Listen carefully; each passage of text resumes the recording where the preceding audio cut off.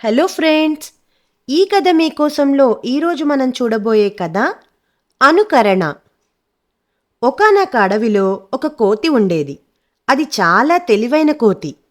ఆ కోతి రోజు ఉదయాన్నే ఆ అడవి పక్కనే ఉన్న ఊరిలోకి వెళ్ళి తిరిగి వస్తూ ఉండేది.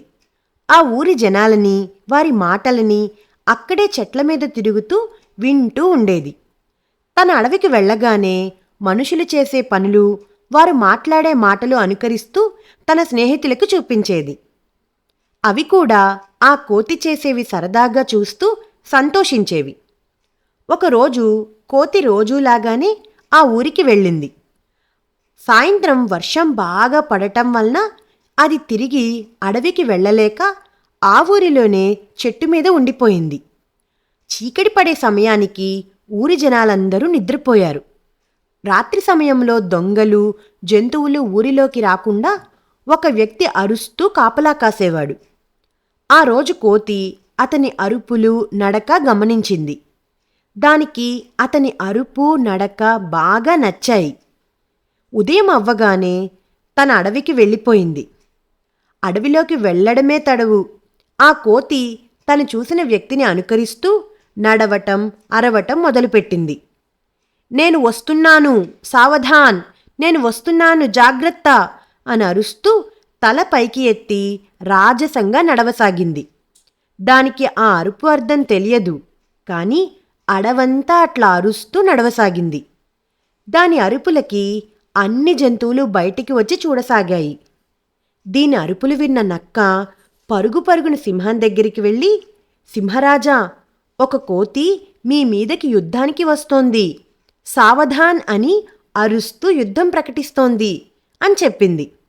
నక్క ఆ కోతి అరుపులను విని వాటి మీదకి యుద్ధానికి వస్తోందేమోనని అపార్థం చేసుకుంది.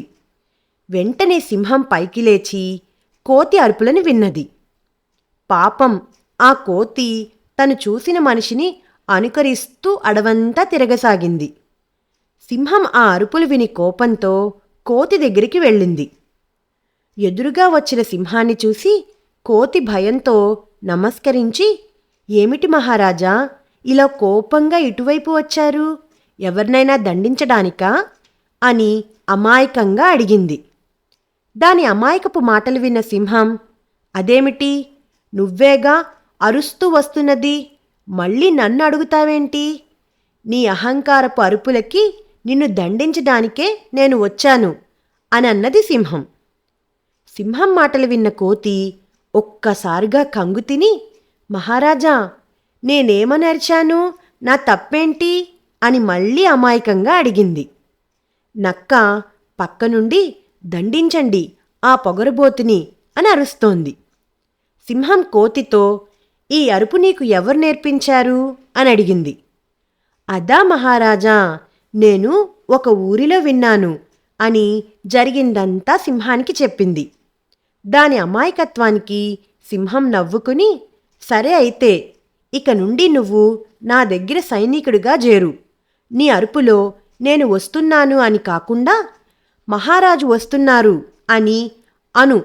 అప్పుడు అడవిలో అందరికీ మహారాజైన నేను వస్తున్నానని తెలుస్తుంది అని కోతికి తన దగ్గర సైనికుడిగా పెట్టుకుంది. సింహం దగ్గర పని దొరికిందని కోతి సంతోషించింది. అప్పటి నుండి కోతి చేతిలో కర్ర పట్టుకుని, సావధాన్, మహారాజు వస్తున్నారు అని అడవంతా వినబడేటట్లు అరుస్తూ తిరగడం మొదలుపెట్టింది.